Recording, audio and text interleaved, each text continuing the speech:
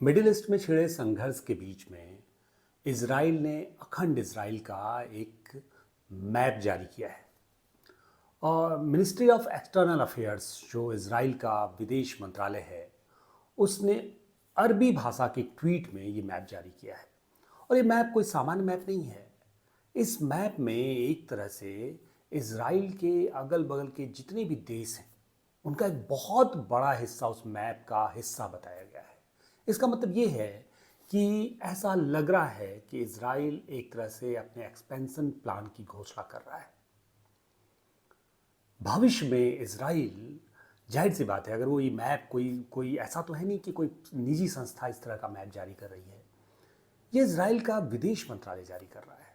तो इसका मतलब ये है कि भविष्य में इजराइल का जो ड्रीम है वो ये बृहत्तर या ग्रेटर इजराइल है।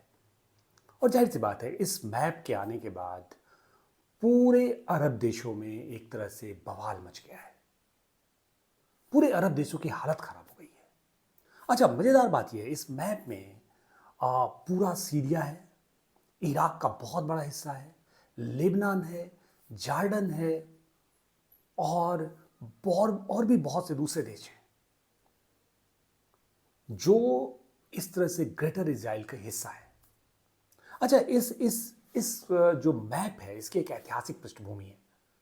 ये जो मैप है, ये ईसा से 928 साल पहले एक तरह से सोलोमन शासन, या जो दाऊद का शासन था, जिसको डेविड बोलते हैं, डेविड के दौर का मैप है। जैसे हमारे यहाँ अशोक का साम्राज्य हुआ करता था, जब भारत का साम्राज्य अफगानिस्तान तक फैला हुआ था। अब एक और नया सरदर्द गल्फ के लिए खड़ा होने जा रहा है। ये जो मैप है, ये जो नक्शा है, इसे आप सिर्फ यूं ही मत कर दीजिए, सोचिए कि बस इजराइल का मूड में आया और उसने नक्शा जारी कर दिया। इजराइल ने ये बताया है कि अभी तो हम मात्र 2 गांव मांग रहे थे, 5 गांव मांग रहे थे। महाभारत की कहानी सुना होगा आपने कि कृष्ण गए दुर्योधन के पास और कहे कि 5 गांव दे दो पांडवों को।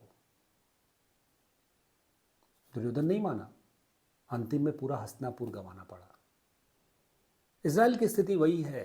इजराइल इस नक्शे के जरिए बताना चाहता है कि हम तो सिर्फ 5 गांव मांग रहे थे, सिर्फ तो हम जो है वो गाजा पट्टी और वेस्ट बैंक की बात कर रहे थे। तुम नहीं मानोगे तो तुम पूरा हस्तिनापुर गंवाओगे। ये पूरा मध्य पूर्व हमारे एक्सपेंशन प्लान का हिस्सा है। देखिए, क्या होता है कि जब आप स्ट्रेटजिक कम्युनिकेशन की बात करते हैं तो उसमें बातें इशारों में होती हैं, कुछ भी डायरेक्ट नहीं कही जाती हैं। ऐतिहासिक परिप्रेक्ष्य में बहुत सी चीज़ें की जाती है। आपको पता होगा, भारतीय संसद पे बृहत्तर भारत का नक्शा है। भारतीय संसद पे बृहत्तर भारत का नक्शा है, अखंड भारत का नक्शा है। उस अखंड भारत में अफगानिस्तान तक शामिल है। तो अगर कोई ये कहे भारत सरकार से कि भाई देखिए, आपने तो इस बृहत्तर भारत में आप इन देशों को शामिल कर रखे हैं, तो भारत सरकार का जवाब क्या होगा? हम क्या बोलेंगे? हम ये बोलेंगे, ये देखिए, हमारे तो सांस्कृतिक प्रभाव है, हमारा तो एक नाबिनाल संबंध है। अफगानिस्तान तो हमारा एक सांस्कृतिक एक तरह से साझेदार है। नेपाल, भूटान, बांग्लादेश, म्यांमार, ये जो देशों की सीमाएं हैं ना, ये बनती बिगड़ती रहती हैं, लेकिन इतिहास, संस्कृति, ये ज़्यादा बृहत्तर चीज़ें हैं। लेकिन समझने वाले समझते हैं कि उसका एक स्ट्रैटेजिक निहितार्थ भी है। कंबोडिया में दुनिया का सबसे बड़ा विष्णु मंदिर है। भारत ये कह सकता है कि भारत का जो सांस्कृतिक प्रभाव है वो कंबोडिया तक था, श्याम तक था। लेकिन जब आप ये बातें कहते हैं तो उसका एक स्ट्रैटेजिक सेंस भी होता है। आज के इस ग्लोबल दौर में एक राष्ट्र और एक देश के इतर भी बहुत से रिलेशंस बनते हैं। हो सकता है कि इजराइल का सेंस यहाँ पे यही हो कि इजराइल अपने उस पुराने इतिहास की बात कर रहा हो कि जब दाऊद और सोलोमन के दौर में जो जूज शासन था, तो जो जूज एक तरह से राज्य था, उसका विस्तार बहुत दूर तक था, लेकिन उसका निहितार्थ तो है। उसका निहितार्थ ये है कि आप जो लगातार ये कहते हो कि इजरायली ट्रांसपासर्स है, ये जूज आके मिडिल ईस्ट में बस गए हैं या बसा दिए गए हैं वेस्ट फोर्सेस द्वारा, उसका जवाब है ये बात कि हम कहीं बाहर से नहीं आए हैं। हम 3000 साल पहले भी यहीं थे और इससे ज्यादा बड़े हिस्से में थे। ये बातें बता रहा है इजराइल और इस बात को ही समझाने की कोशिश कर रहा है। अब जब इजराइल ने ये मैप जारी किया तो जाहिर सी बात है, चाहे वो सीरिया हो, चाहे जॉर्डन हो, चाहे लिबनान हो या दूसरे देश हो, इजिप्ट का भी बहुत बड़ा हिस्सा है, तो इन देशों को लग रहा है कि इजराइल का जो भविष्य का एक्सपेंशन प्लान है, उस प्लान में ये तमाम देश शामिल हैं। और इजराइल का जो अब तक का इतिहास रहा है, इजराइल का दृष्टि बहुत दीर्घकालिक रहा है। इजराइल अगर आज वो मैप जारी कर रहा है तो जाहिर सी बात है आने वाले 10, 15, 20 सालों में उसका उद्देश्य भी जो होगा वो उन सारे हिस्सों को हासिल करना होगा। इजराइल इतना छोटा है कि अगर आप वर्ल्ड मैप में या वेस्ट एशिया या मिडिल ईस्ट के मैप में इजराइल को देखने की कोशिश करेंगे तो इजराइल को जूम करके देखना होता है। इजराइल लिखने के लिए बिना जो इजराइल का एरिया होता है वहां आप इजराइल लिख नहीं सकते हैं। उसको आपको कहीं बाहर लिखना पड़ता है, मेडिटेरियन सी में लिखना पड़ता है। तो वो छोटा सा इजराइल, वो छोटा सा क्षेत्रफल, उसने पूरे अरब की हालत खराब कर दी है। अगर इजराइल अपने एक्सपेंशन प्लान पे उतरता है, और ये कोई सामान्य बात नहीं है, ये कोई ऐसा अनायास नहीं है कि दुनिया के तमाम देश अपने एक्सपेंशन प्लान की बात कर रहे हैं। अमेरिका के जो इलेक्टेड प्रेसिडेंट हैं ट्रंप, वो ग्रीनलैंड, पनामा कैनाल और कनाडा पे अपने प्रभुत्व की बात कर रहे हैं। दूसरी तरफ रूस जो है वो यूक्रेन में एक्सपेंशन करना चाहता है। चाइना जो है वो ताइवान में एक्सपेंशन चाहता है।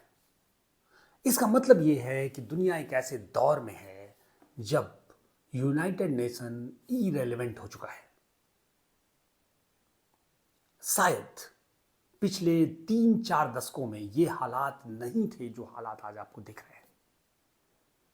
और जो खासकर अरबियन कंट्रीज का हाल है, वहां तो किसी की स्थिति ही नहीं है कि वो मुकाबला कर सके।